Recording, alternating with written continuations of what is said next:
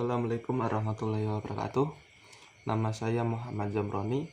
Untuk memenuhi tugas sejarah peradaban Islam, di sini saya ingin menyampaikan sejarah masuknya Islam di Kabupaten Pati, Jawa Tengah, yang merupakan kota kelahiran saya.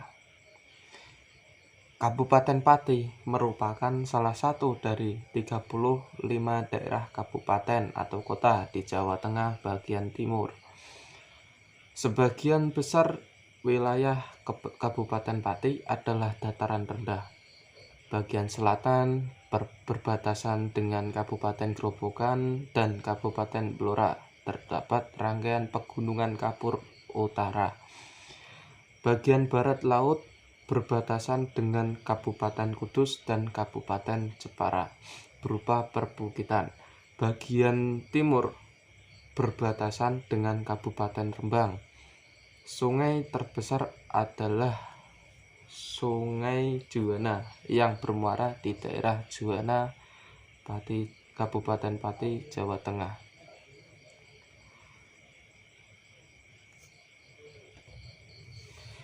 Ibu kota Pati terletak di tengah-tengah wilayah kabupaten berada di jalur Pantura Semarang Surabaya sekitar 75 km sebelah timur Semarang. Berbicara tentang masuknya Islam di kota Pati, terdapat tokoh yang bernama Mbah Cungrung. Dengan kisahnya Mbah Cungrung yang masuk ke wilayah Pati bersama dengan rombongan dari Campa di wilayah Gambiran, wilayah yang diyakini sebagai ibu kota Kadipaten Pati pada saat itu. Pemilihan lokasi ini diyakini atas perintah atau penugasan dari Sunan Ampel atau Sunan Giri. Selain itu, ada pula tokoh Islam lain yang juga terkenal di Pati, yaitu Syekh Ahmad Mutamakin.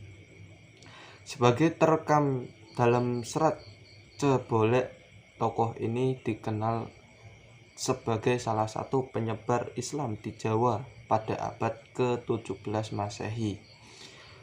Berdasarkan masa tahunnya, Mbah Cungrung telah melakukan syiar Islam di wilayah Gambiran lebih dahulu sebelum Syekh Ahmad Mutamakin.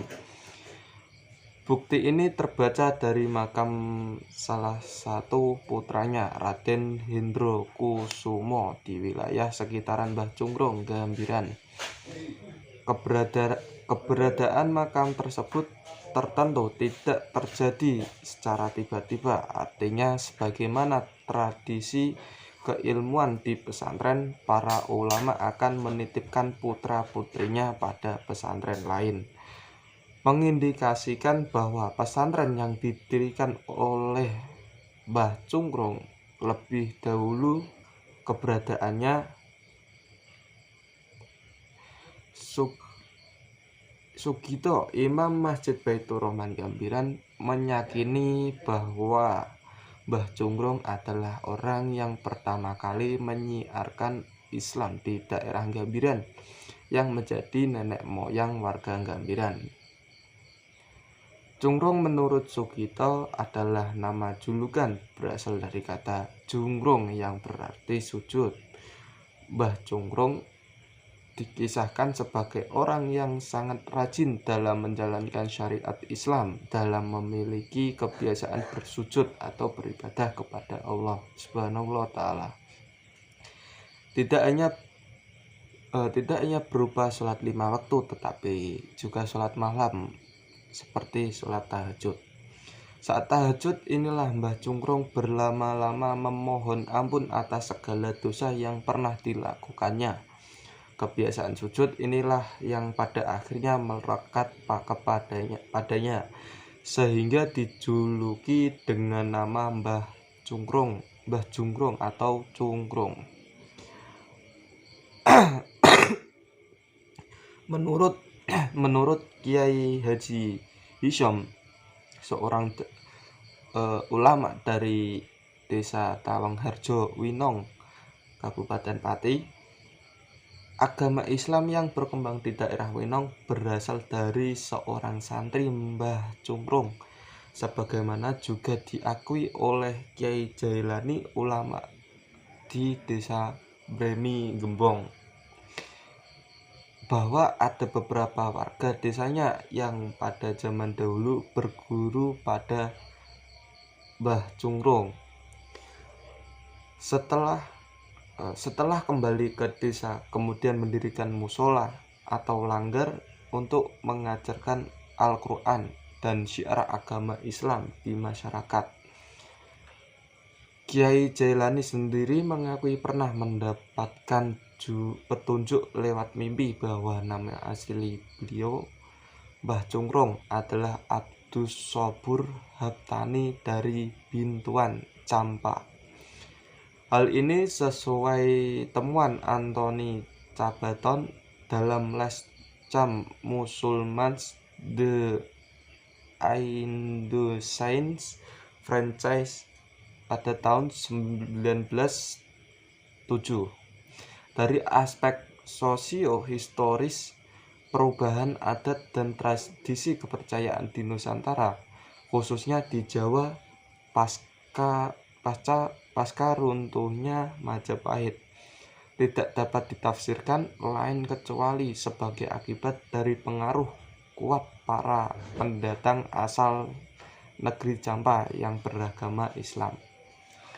Peristiwa yang diperkirakan terjadi sekitar tahun 1440 Masehi disusul hadirnya para pengungsi asal Campa pada rentang waktu antara tahun 1446 sampai 1471 Masehi, masa runtuhnya kekuasaan kerajaan Campa akibat serbuan Vietnam.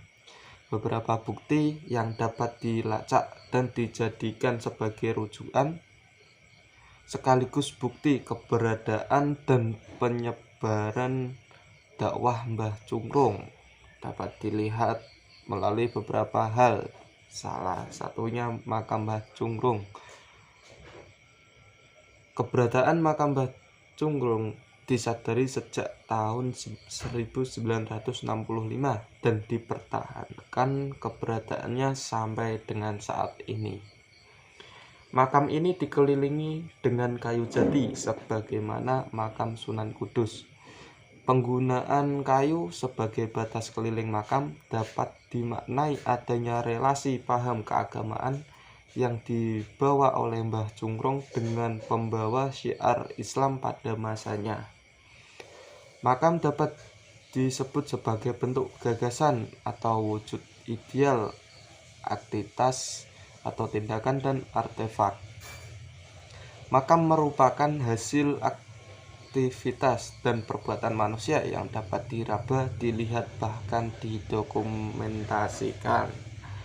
Makam kebiasaannya diabadikan dengan model bangunan terbuat dari batu yang disebut jirot atau kijing.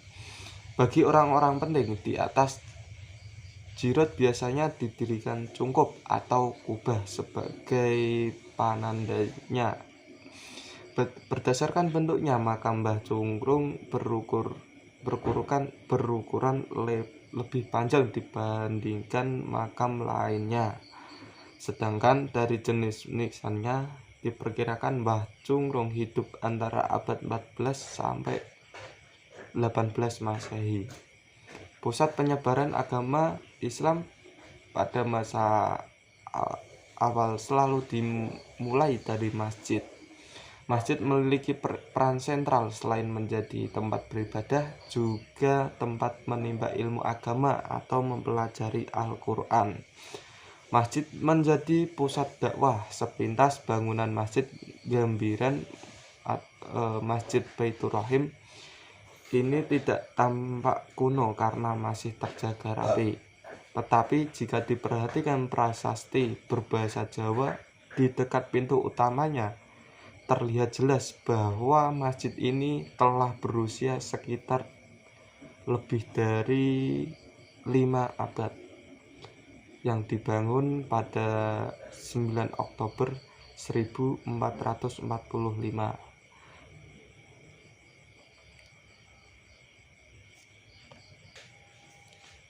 Masjid Gambiran ini dikenal sebagai masjid tua di wilayah Pati, tetapi karena ada penambahan bangunan pada serambinya dengan gaya modern, tampilan luarnya pun tidak tampak tua.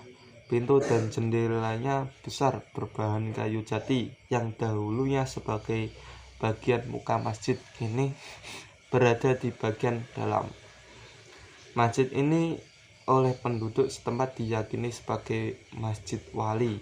Arsitekturnya yang kuno mengingatkan orang yang melihatnya pada masjid yang didirikan oleh para wali seperti Masjid Agung Demak dan Masjid Agung Cirebon. Masjid Gambiran memiliki 4 saka atau penyangga, 2 buah jendela di bagian depan, belakang, dan samping sebelum dipugar pada tahun 1885 Masehi.